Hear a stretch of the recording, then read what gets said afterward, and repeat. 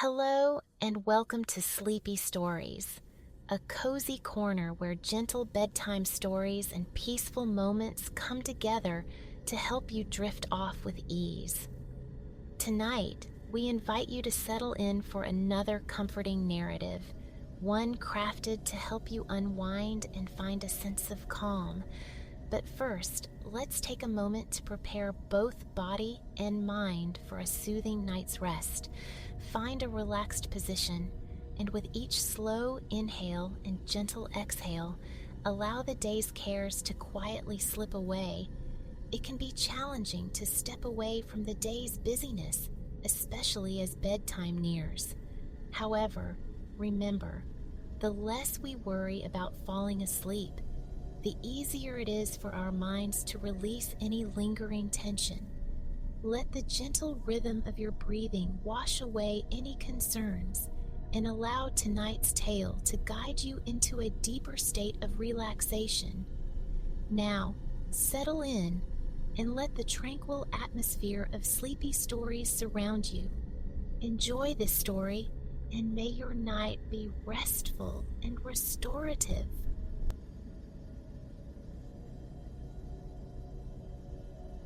An age of ice descended without warning, seizing the kingdom in a grip that refused to yield to spring. So protracted was this frost that generations bloomed and withered, knowing only white. Children matured into adults who had never witnessed a thaw, never beheld the riotous unfurling of leaves, nor felt the benediction of summer sun upon their skin. Such warmth existed only in the fragile tapestries of elder tales, concepts as alien as flight to fish. The pastels they recognized painted not petals, but the twilight canvas stretched above. Verdancy to them was solely the stoic hue of the evergreen, sentinel against the ubiquitous snow. Visions of undulating emerald hills, sun-drenched wildflowers, or rivers mirroring a cerulean sky remained phantoms conjured by fading memories, forever beyond their grasp. Why this perpetual winter had befallen them lingered, an unanswered enigma whispered beside dwindling fires. Yet one certainty remained. Concurrent with the frost's arrival, a colossal mountain of ice had thrust itself into the kingdom's heart. So treacherous, so slickly unassailable was its surface, it earned the name Glacial Spire. Whispers attributed this ominous peak to a vengeful sorcerer who, slighted by the monarch, had condemned the king and his daughter to eternal isolation upon its summit. Countless fireside chronicles recounted the fates of men who dared its ascent, each bearing some token intended to win the sequestered princess's hand. Futility clung to these attempts. The climb itself proved near insurmountable, guarded, the legends claimed, by an immense, terrifying avian sentinel. Every aspirant, noble knight, or sturdy farmer inevitably slid back to the mountain's base, defeated. Even those equipped with axes or picks for purchase found themselves forced to abandon their tools, needing hands free to fend off the monstrous bird. To scale the spire and withstand the winged guardian seemed a task woven from impossibility itself. In a village huddled at the mountain's foot lived Kalin, a youth whose entire existence unfolded beneath the shadow of that immense ice monument. He grew nourished by the oft-told legends and witnessed the procession of hopefuls meet their inevitable failure.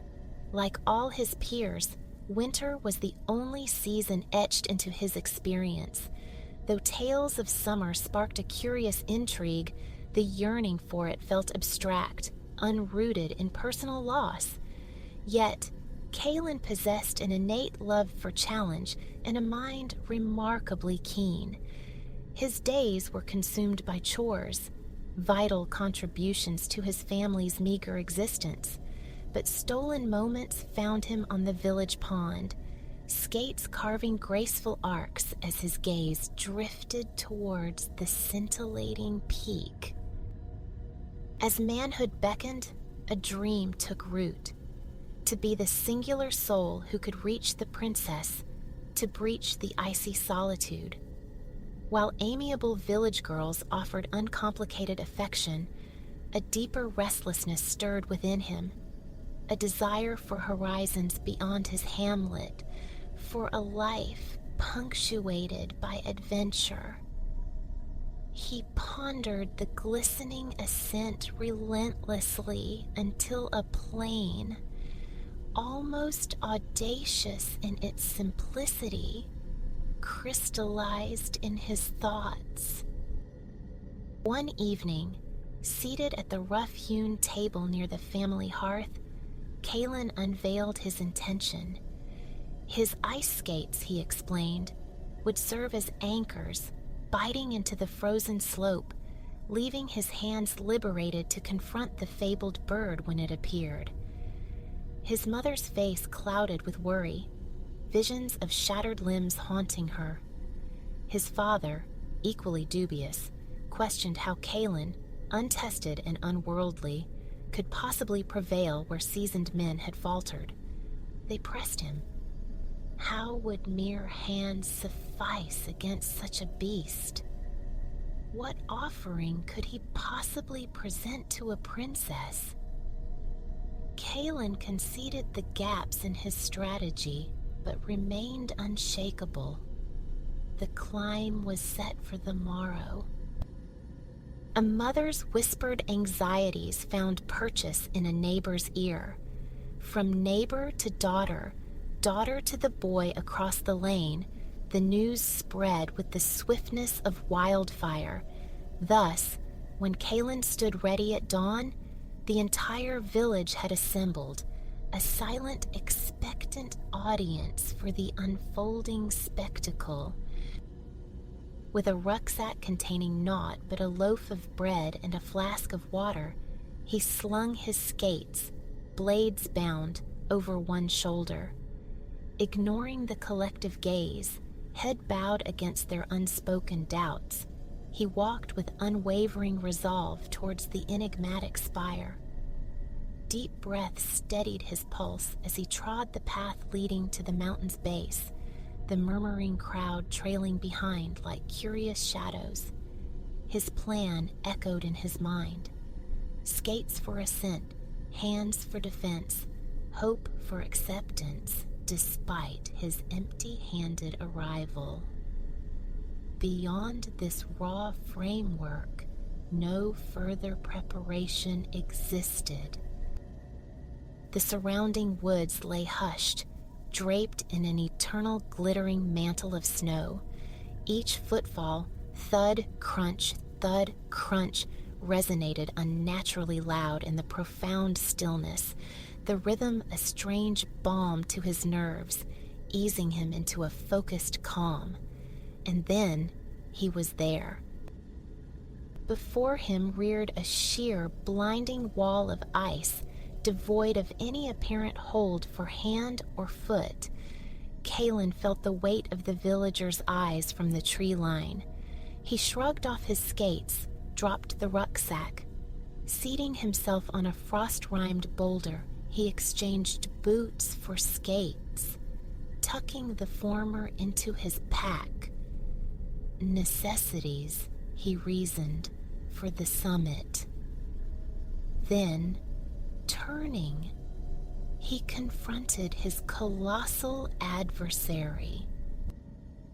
Rucksack secured, he took a tentative step, driving the toe pick of one skate into the ice. He shifted his weight, planting the other blade slightly higher. The incline was severe, yet just manageable enough to lean forward, balancing with outstretched hands against the slick, frigid surface. Methodically, painstakingly, one foot above the other, The ascent began. Kalen walled off thoughts of time elapsed or energy remaining. Pick, step, hoist. Pick, step, hoist. He surrendered to the slow cadence, gaze fixed forward, refusing the lure of looking left, right, or, most perilously, down. The watching villagers dissolved into the periphery of his consciousness. Gradually, he sensed a shift, moving from the mountain's deep shadow into a zone where the winter sun's chilly rays ignited the ice before him. It was a breathtaking, terrifying vista. The mountain, simultaneously translucent and utterly solid, seemed fractured into infinite mirrors, catching and refracting the external light. Unlike terrestrial rock, this peak glittered, a faceted crystal of impossible scale. As he climbed higher, the reflected sunlight intensified, becoming almost blinding, bouncing within the ice, flaring outwards. Yet, paradoxically, the brilliance brought a deeper cold. An insistent, icy breeze whipped around his head and shoulders, its ceaseless whistling a drone in his ears. How long he had climbed, he could not fathom. This frozen reverie shattered with the arrival of a new sound, a distant bird cry carried on the wind. Faint at first, it swelled, drawing nearer. Tilting his face skyward, Kalen scanned, seeking the source. He knew this must be the infamous guardian. Initially, only dazzling light met his eyes. Then, abruptly, impossibly large wings eclipsed the sun. The sudden shade offered no comfort. The bird was descending, aimed directly at him. It struck in a maelstrom of wintry white feathers. The colossal creature buffeted him, wings beating furiously about his head. Digging his skate blades deeper for purchase, Kalen instinctively shielded himself, ducking beneath raised arms. He lashed out, attempting to swat it away, but the beast held the advantage. Panic flared. Lose balance now, and he would plummet, another failed adventurer swallowed by the spire. With sudden, desperate courage, he looked straight up into the chaos and saw the bird's feet hovering just above. Impulse overriding thought, he shot both hands upward, seizing the powerful black legs, one in each fist. The creature shrieked, outraged. Then it began to rise. Mighty wings beat the air, showering Kalen's face and the mountainside with fine frost. He clung on, a human pendulum, as the bird surged upward, yanking his skates free from their icy purchase. He was ascending, rising, up, airborne. Attempting, perhaps, to shed its unwelcome burden, the white eagle poured all its strength into flight, lifting Kalen high above the mountain, soaring towards the summit. He squeezed his eyes shut against the vertigo. After moments that stretched into eternity, he dared to peek downwards. The glistening ice blurred beneath him at astonishing speed. Sideways, his view expanded beyond the spire to the snow-locked kingdom below. Houses like scattered crumbs, trees like tiny green pins, roads like tangled threads. A storybook landscape rendered unreal by distance. The panorama was magnificent, yet his skates felt like anchors, and the strain in his arms screamed imminent failure. The ascent leveled off. They were skimming across the flat, icy expanse of the summit. Just as his grip threatened to betray him, a singular, luminous golden tree materialized ahead. It stood utterly alone in the white desolation, radiating brilliant, warm-toned light. Its myriad small leaves seemed to shimmer with an internal life, the only sign of vitality in that frozen realm. The landing might be harsh, Kalen knew, but it was his sole option. As the eagle swooped low over the tree, he released his hold.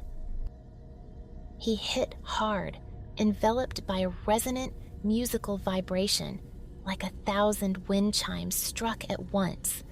Disoriented, it took him a moment to gather his senses. Cautiously, he sat up. He found himself within the largest bird's nest imaginable, a vast woven structure cradled within the golden canopy. Above and around him, the golden leaves cast a warm glow. At the nest's center lay a massive glittering egg, incandescently gold in the ambient light, large enough to consume his entire rucksack. Closer inspection revealed it was fused to the nest floor by a thick layer of frost and ice, seemingly undisturbed for an age. Crawling nearer, Kalen touched the egg's smooth, cool surface. A gentle push confirmed it was frozen fast. He couldn't dislodge it without risking damage. Yet he coveted this prize, the only conceivable gift worthy of a princess. Sitting back on his heels, mind racing, an idea sparked. He reached into his rucksack, retrieving his water flask from its relatively warm interior. Unscrewing the cap, he carefully poured the lukewarm liquid over the egg's base. As hoped, the water, just warm enough, began to dissolve the icy bond. Slowly, the frost receded, revealing the pure golden shell beneath. When he judged it might yield, Kalen rocked the egg gently. With minimal resistance, it detached, free. His respite was short-lived. The wintry eagle had not departed. Screaming its fury, it plunged back towards the tree, intent on reclaiming its treasure. Glancing wildly about, Kalen snatched the only available object as the eagle's talons descended towards him once more. He thrust the loaf of bread from his pack into their grasp.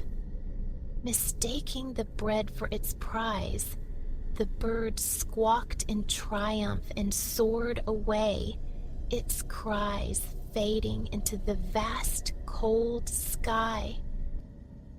Kalen remained still, breath catching in his throat, relief washing over him.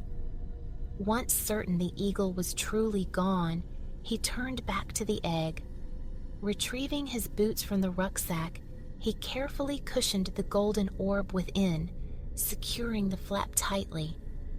He removed his skates, donned his boots, and draped the skates over his shoulder again.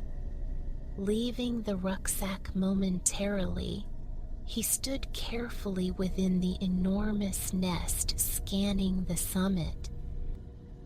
At first, only an endless expanse of blinding white met his gaze. The frosty plateau seemed utterly barren, reflecting the sun's rays with unrelenting intensity. Shielding his eyes, he detected a faint, distant sparkle. He held his breath, watching. It flashed again. Something lay out there. Castle or mirage?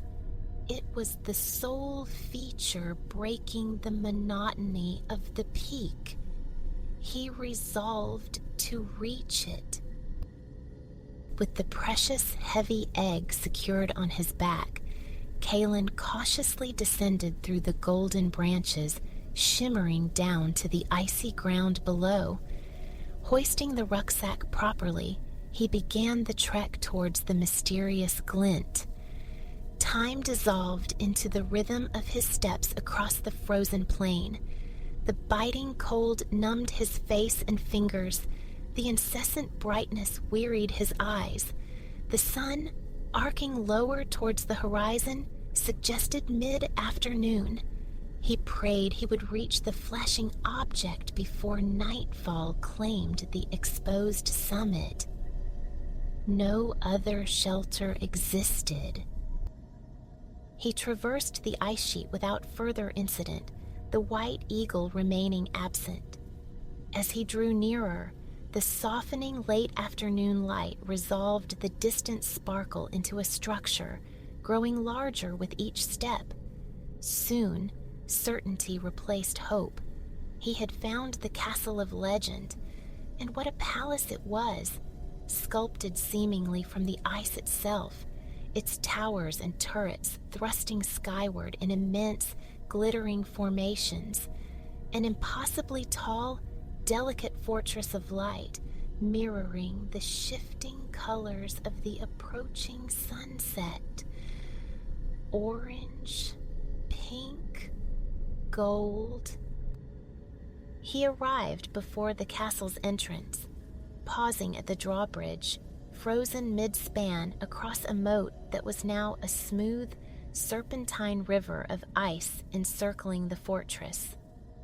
Picking his way carefully across the bridge, he stopped before a pair of enormous doors. Having reached the juncture where planning ended and improvisation began, he did the only thing conceivable. He knocked. The sound reverberated within the glass castle, echoing as if it were the first intrusion upon an eon of silence. It shuddered through the interior, vast and brittle. He waited, time stretching thin. Then, with excruciating slowness, one massive door began to creak open. Shivering with the unfamiliar effort, the portal yielded. Pushing with all her might at the base of the towering door stood a young woman. She wore a simple white gown beneath a heavy cloak, topped incongruously yet sensibly, with a fuzzy blue muffler and woolly earmuffs. She stared at Kaylin, astonishment widening her eyes. She opened her mouth, seemed to reconsider, then took a steadying breath. "Who?" she asked, her voice surprisingly firm. "Are you precisely?" Kaylin, unsure what he'd anticipated, found himself disarmed by this direct interrogation from the princess herself. He stammered his origin, the village below the mountain, and added, feeling suddenly foolish, that he had come, if she was willing, to rescue her. The princess regarded him dubiously. He became acutely aware of his unheroic appearance. Skates dangling, rucksack bulging, no sword, no armor. Then, inspiration struck. "I found something," he said, his face brightening. "Something special. May I bring it inside?" Curiosity flickered in her eyes. She nodded, stepping aside with a guarded mien, gesturing towards the cavernous hall within. Kaylin entered. The cold inside was as profound as it was outside. The earmuffs suddenly seemed entirely reasonable. Before he could offer his gift, she straightened. "I am Lyra," she announced. He managed an awkward bow, murmuring his own name, Kaylin. She inclined her head graciously. "Well then, Kaylin, what have you brought me?" He swung the rucksack from his shoulder, opened the flap, and slowly, carefully, drew out the glittering golden egg. Lyra's eyes widened at the sight. She took it from his hands with gentle reverence. He recounted his journey, the climb, the eagle, the nest. Hearing his tale, she nodded slowly. She had often seen the great white eagle circling the peak, she said, suspecting it was the sorcerer himself in animal guise, the one who had cursed them. Her father, she related with quiet sorrow, had ventured out long ago seeking the sorcerer, hoping to plead for their release, but he had never returned, and so she remained, trapped in time, never aging through the endless years. Kaylin offered words of sympathy, but Lyra seemed captivated by the egg cradled in her hands. Shifting it carefully, she murmured, "Kaylin, it's growing warmer." As they watched, the egg began to glow, suffused with an internal luminescence. Its golden surface, previously static, seemed to ripple and shift. Uncertain, Lyra placed the egg on the flagstone floor between them and stepped back. The egg blazed brighter, bathing the hall in golden light. Lyra pulled off her muffler, exclaiming at the sudden heat.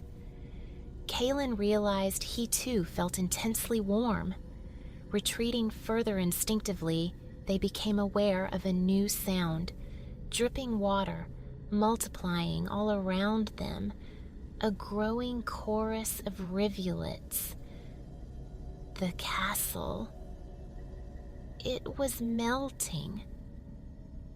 Without a word exchanged, they flung open the great doors and scrambled outside, back across the icy moat. Turning, they witnessed an astonishing transformation. The castle dissolved from its core outwards, a brilliant light erupting skyward from its center like a geyser of fire. A low rumble shook the summit as the central structure collapsed, sending cascades of water into the rapidly thawing moat. To their utter amazement, a bird of incandescent orange and red fire soared upwards from the ruin, pausing to hover, beating its immense wings over the remnants of the ice palace. Each downbeat sent waves of warmth outwards, melting everything within the moat's perimeter, flooding the surrounding ice field. Kaylin knew they had to escape the summit immediately. As the magnificent phoenix wheeled and cried out above them, he seized the chance. Letting his heavy skates fall to the rapidly softening ground, he yelled to Lyra, "Hold on tight!"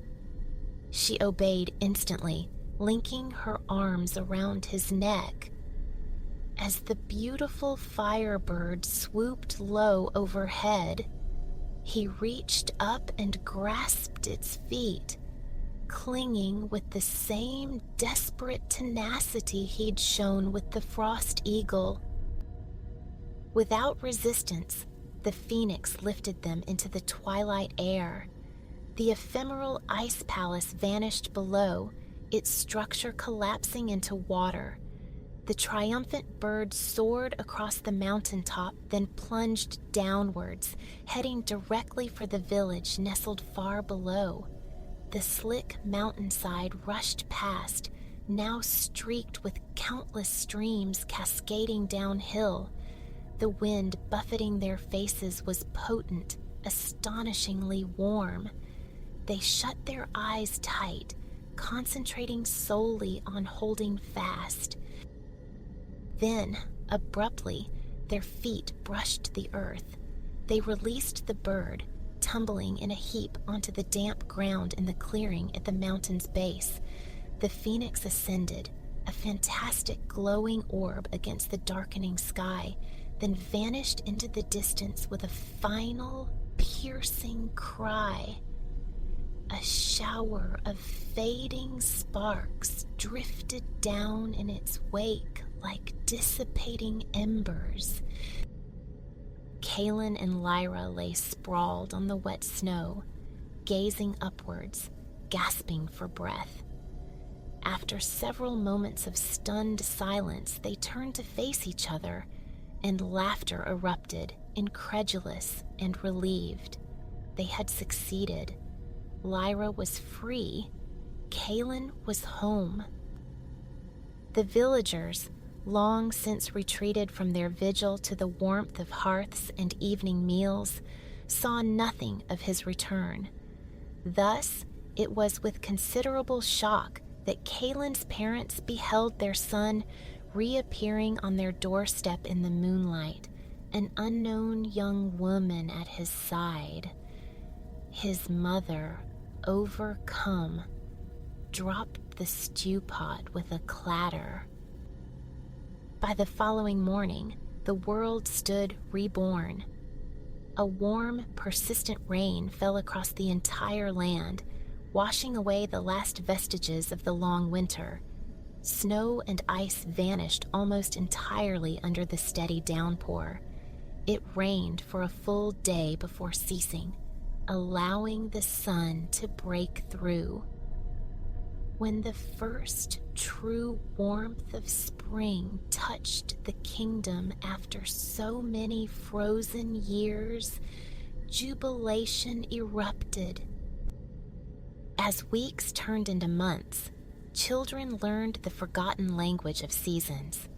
They discovered the vibrant green of new grass, the dazzling spectrum of flowers blooming through spring, summer, and autumn.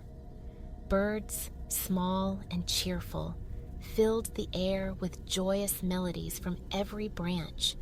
Prosperity slowly returned to the land, and when Kaylin asked Lyra, the once winter princess, to be his wife, he presented her not with gold or ice, but with a vibrant bouquet, bursting with every color of the newly awakened rainbow.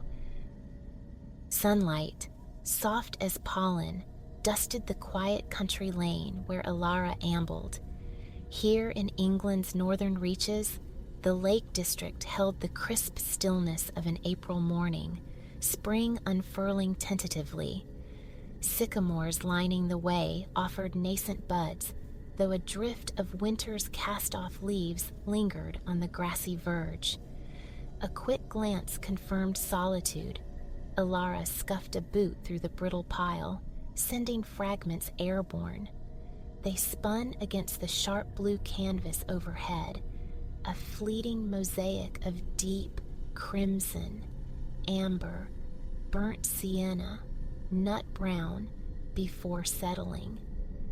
Beneath her walking boots, the leaves surrendered with a satisfying crunch and rustle. A private smile touched her lips. A weathered sign declared her arrival in Loweswater Village. Her breath plumed faintly before her, yet the sun laid a surprising warmth upon her cheek. Tucking her chin deeper into the collar of her thick, quilted coat, she rounded a corner to the right. She reached out, letting her fingers trail across the adjacent dry stone wall.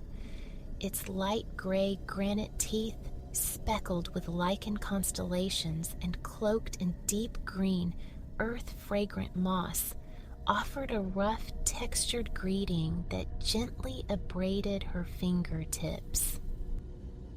Turning the bend unfurled a new vista. Broad, open fields stretched ahead, populated by drifting flocks navigating long, dew-kissed grass. 3 fells stood sentinel beyond. As Alara walked and the sun climbed, light spilled slowly across their flanks, revealing granite fissures and scattered bushes, unveiling the deep valley whose entrance they guarded. Even from this distance, Crummock water lay like a silent pewter mirror. But those fells were not her destination.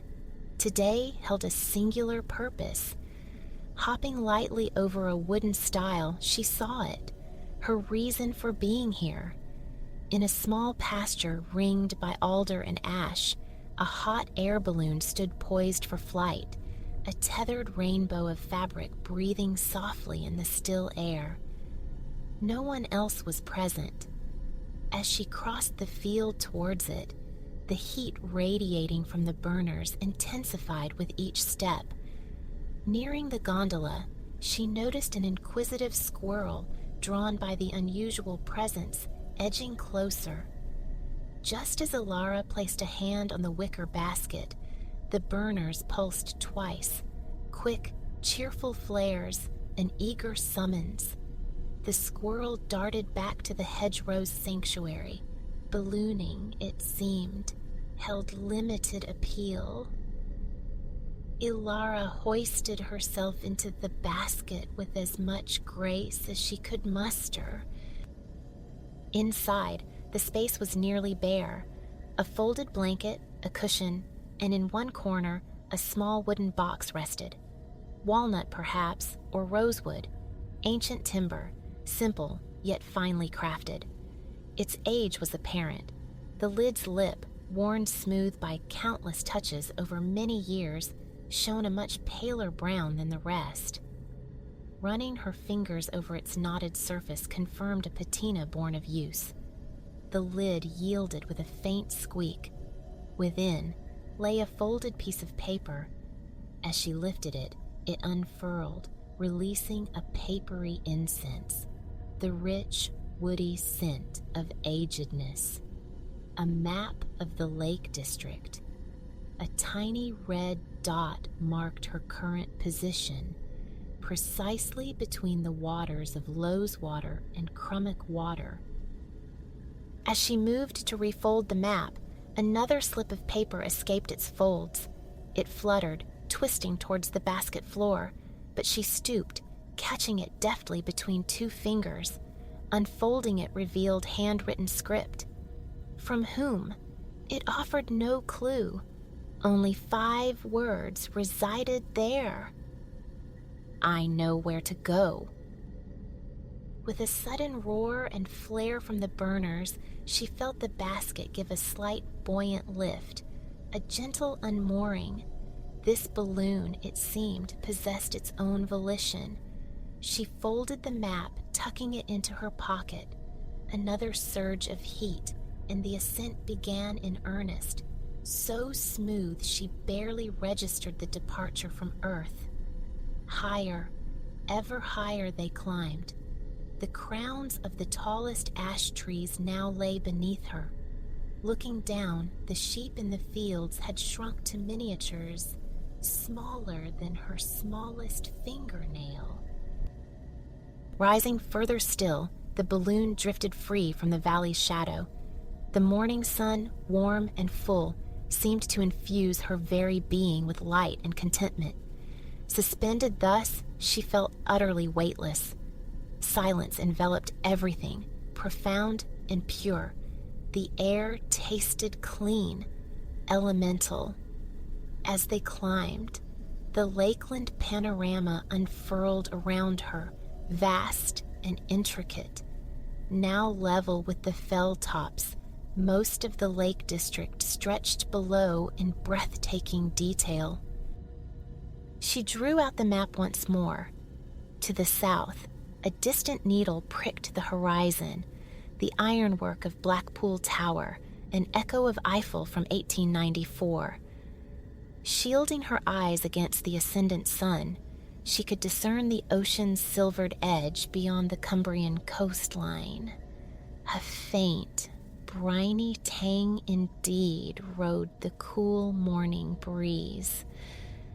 Birds wheeled and glided nearby, fellow travelers in the immense sky.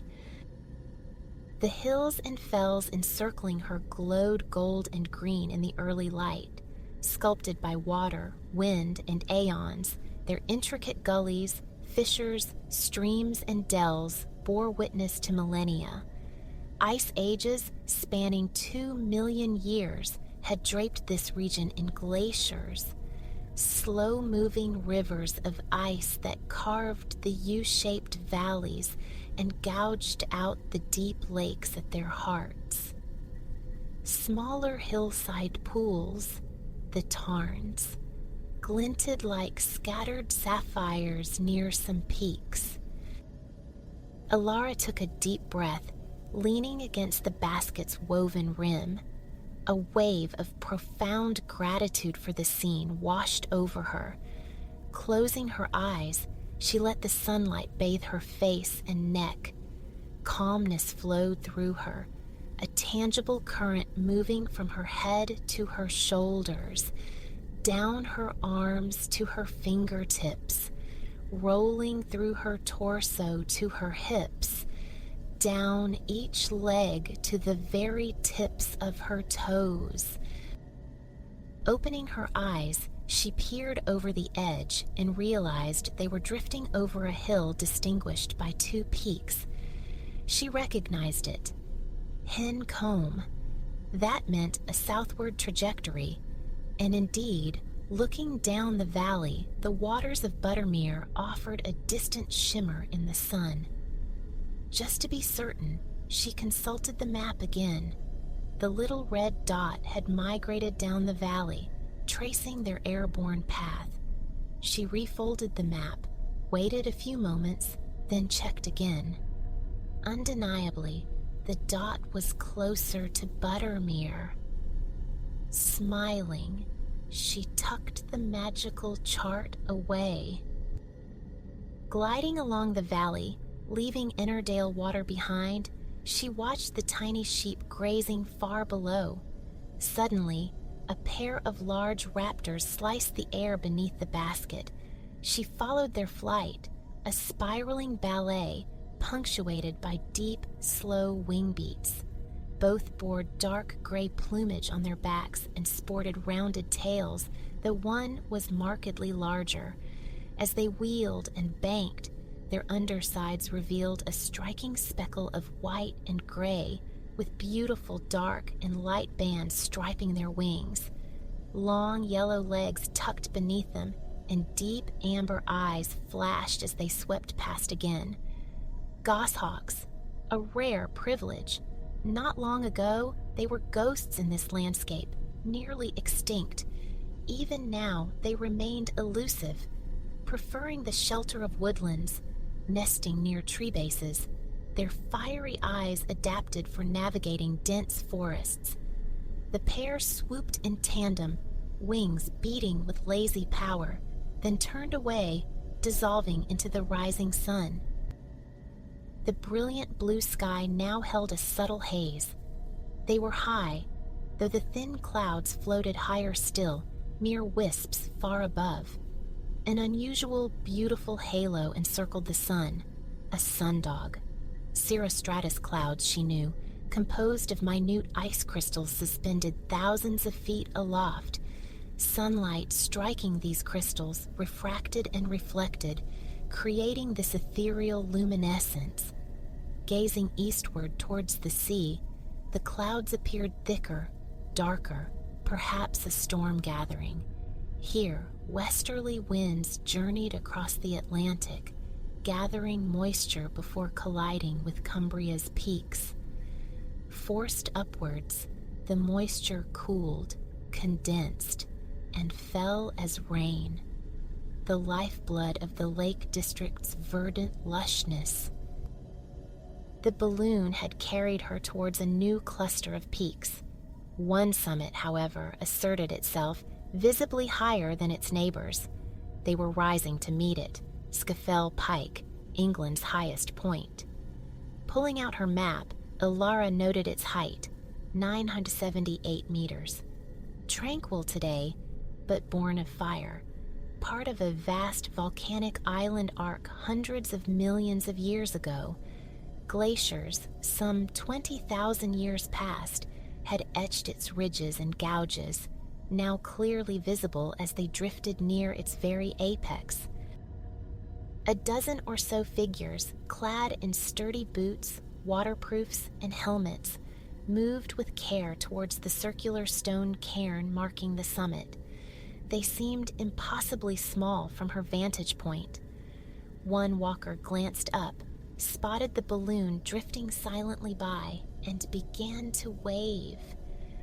Gradually, companions noticed, joining in one by one. Grinning, Ilara waved back until they had circumnavigated the peak and begun a slow descent on the far side. As Scafell Pike receded, something else arrested her gaze, entirely unexpected. Atop an outcrop below lay what looked like a huge square with rounded corners.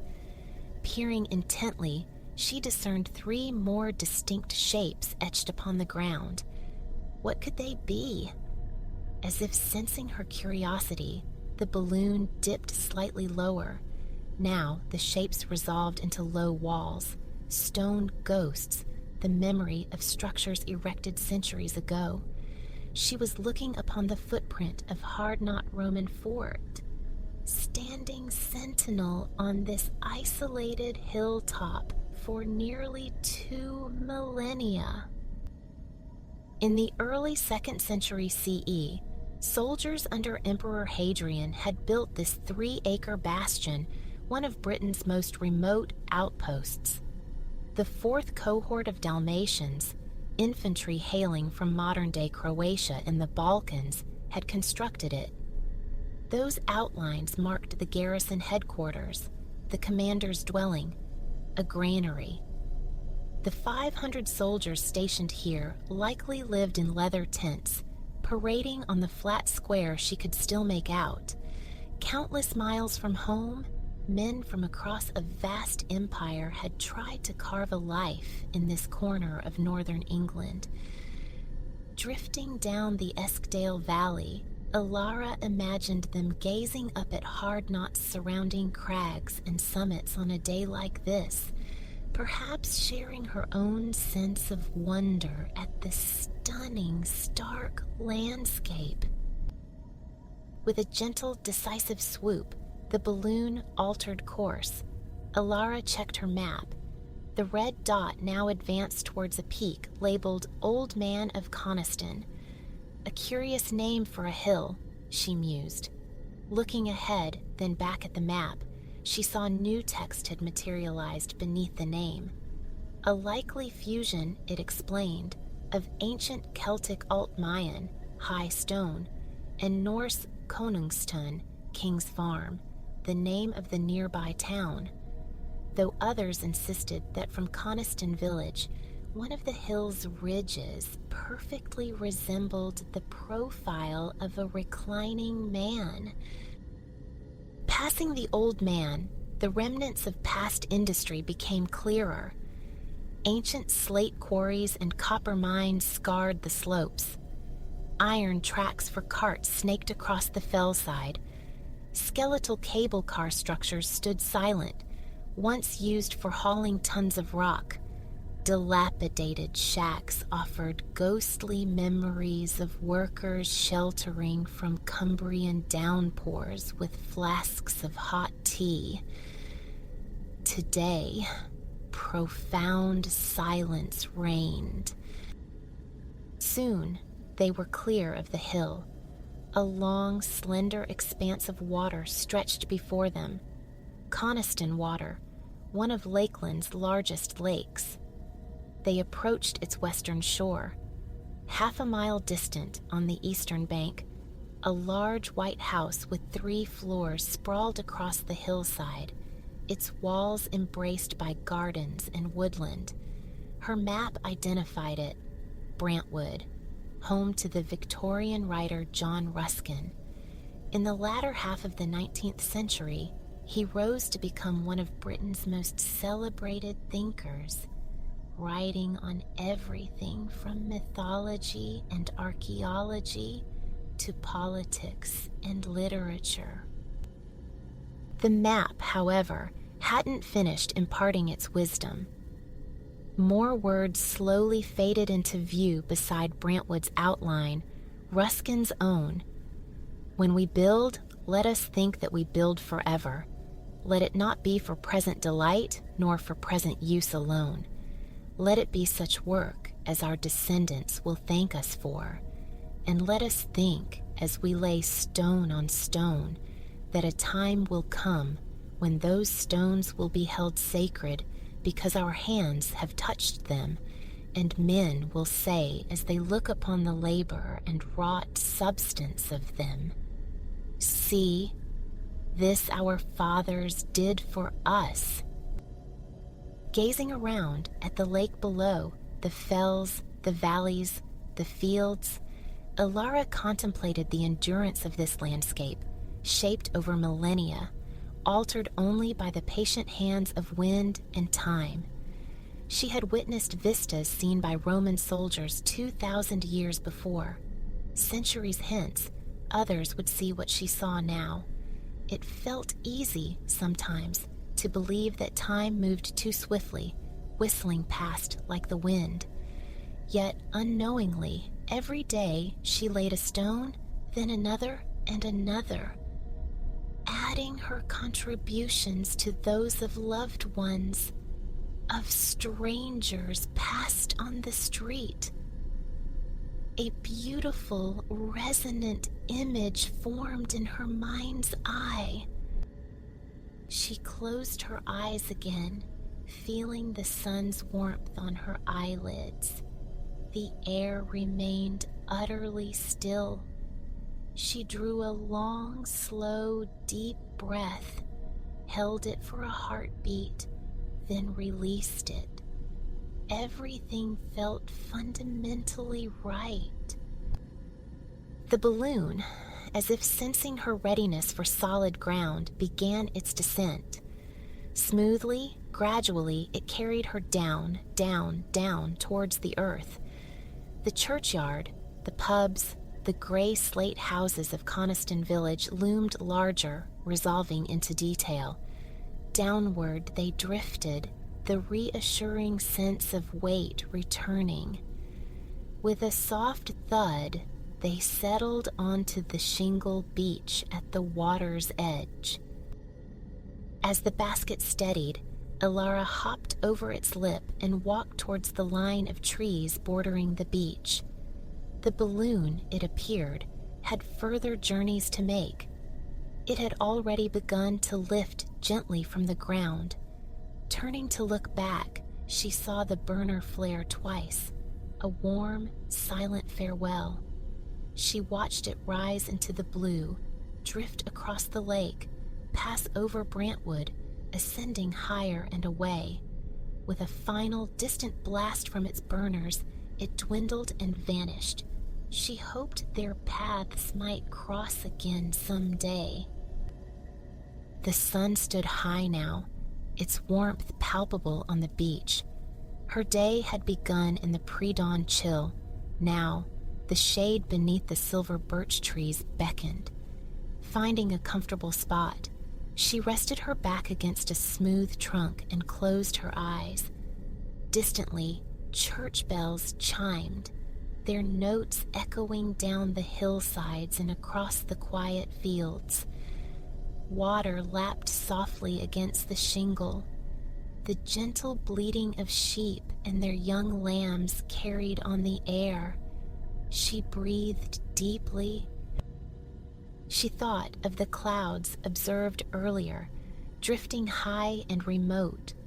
Like them, she allowed stray thoughts to enter her mind, acknowledged their presence, and then let them drift away. And gradually, enveloped by the peaceful sounds and the lingering warmth of the sun, Ilara fell into a deep and contented sleep.